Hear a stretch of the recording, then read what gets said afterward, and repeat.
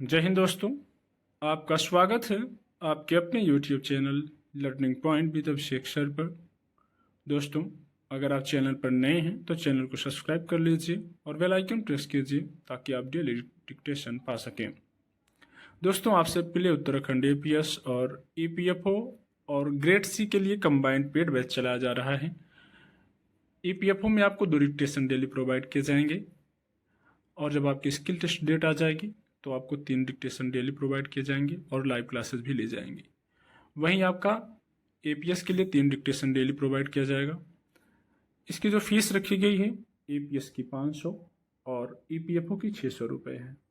तो अगर आप इन बैचों में किसी में भी जुड़ना चाहते हैं तो आप इस नंबर पर संपर्क कर सकते हैं 7393976701।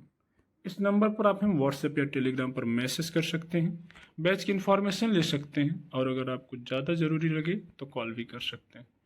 आपकी डिक्टेशन शुरू होगी 5 सेकंड बाद।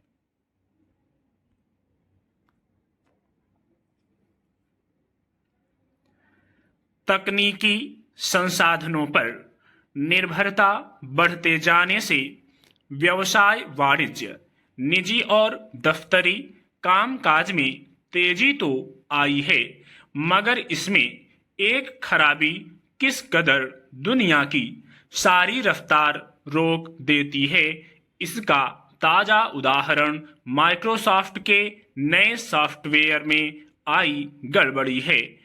माइक्रोसॉफ्ट के सर्वर में गड़बड़ी आने से दुनिया भर के दफ्तरों में कामकाज लगभग ठप हो गया, रफ्तार थम गई। विभिन्न देशों में 1400 से ऊपर हवाई सेवाएं रद्द करनी पड़ी और हजारों हवाई जहाज देरी से उड़ पाए। टेलीविजन प्रसारण, बैंक सेवाओं, शेयर बाजार के कामकाज बुरी तरह प्रभावित हुए। हालांकि माइक्रोसॉफ्ट के इंजीनियर इस गड़बड़ी को सुधारने में जुट गए, मगर इतने भर से दुनिया भर में अरबों रुपए का कारोबार प्रभावित हो गया। दरअसल माइक्रोसॉफ्ट ने एक नया सॉफ्टवेयर तैयार किया है जिससे उपभोक्ताओं को तेज, सुविधाजनक और सुरक्षित सेवा देने का दावा किया गया था। यह सॉफ्टवेयर क्लाउड सेवा से जुड़ा हुआ है। उसमें क्राउड स्ट्राइक नामक साइबर सेंधमारी से सुरक्षा प्रदान करने वाले एंटीवायरस को अद्यतन किया गया। तभी से गड़बड़ी शुरू हो गई। कंप्यूटर अपने आप बंद और चालू होने लगे। इससे माइक्रोसॉफ्ट कंपनी की साख पर सवाल उठने शुरू हो गए हैं। हालांकि कुछ महीने पहले एलन मस्क ने भी माइक्रोसॉफ्ट के एज नामक नए सॉफ्टवेयर की व्यावहारिकता पर सवाल उठाया था।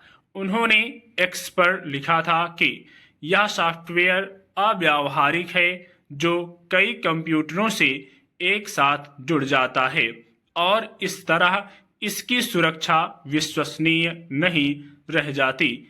मगर तब माइक्रोसॉफ्ट की तरफ से जवाब में कहा गया था कि यह सॉफ्टवेयर उपभोक्ता को कहीं भी बैठकर आसानी से काम करने की सुविधा देता है। इसमें सेंधमारी का खतरा नहीं रहता। अब फिर से इस सॉफ्टवेयर की विश्वसनीयता संदिग्ध हो गई है। फिलहाल यह दावा करना मुश्किल है कि किसी साइबर अपराधी ने ऐसी गड़बड़ी पैदा की, पर ऐसी हरकत से इनकार नहीं किया जा सकता। जैसे जैसे इलेक्ट्रॉनिक उपकरणों पर लोगों की निर्भरता बढ़ती गई है, वैसे वैसे इसके खतरे भी बढ़ते गए हैं। साइबर सेंधमार लोगों के बैंक खातों, दफ्तरों के दस्तावेजों, कंपनियों के लेखा जोखा वगैरह में सेंधमारी करने लगे हैं। हर इलेक्ट्रॉनिक उपकरण निर्माता कंपनी साइबर सेंधमारी रोकने के लिए वायरस रोधी उपाय करती है। जो कंपनी इसमें पिछड़ जाती है वह बाजार में भी पिछड़ जाती है। माइक्रोसॉफ्ट ने भी इसी समस्या से बचाने के लिए नई तकनीक ईजाद करने का दावा किया था। हर नई तकनीक में प्रायोगिक स्तर पर कुछ ना कुछ अड़चन आती है, मगर जब कोई भरोसेमंद कंपनी अपने किसी उत्पाद को बड़े पैमाने पर बाजार में उतारती है तो पहले यह सुनिश्चित कर लेती है कि वह पूरी तरह कारगर है। न जाने कैसे माइक्रोसॉफ्ट से यह चूक हो गई कि इस सॉफ्टवेयर को लेकर आ रही शिकायतों को नजरअंदाज करते हुए इसे बाजार में चलाए रखा। माइक्रोसॉफ्ट एज नामक तकनीक उपयोगी और सुविधाजनक हो सकती है, मगर पूरी तरह भरोसेमंद बन जाने से पहले उसे बाजार में इतने बड़े पैमाने पर नहीं वितरित किया जाना चाहिए था। जिस एंटीवायरस की वजह से ताजा समस्या आई बताई जा रही है, उसके परीक्षण में भी कहीं न कहीं चूक हुई। इस सॉफ्टवेयर में गड़बड़ी के चलते सिर्फ कुछ देर में जिस तरह दुनिया भर में करोड़ों लोगों को परेशानियां और व्यावसायिक संगठनों को आर्थिक नुकसान उठाना पड़ा, उसकी भरपाई होना मुश्किल है। स्टॉप।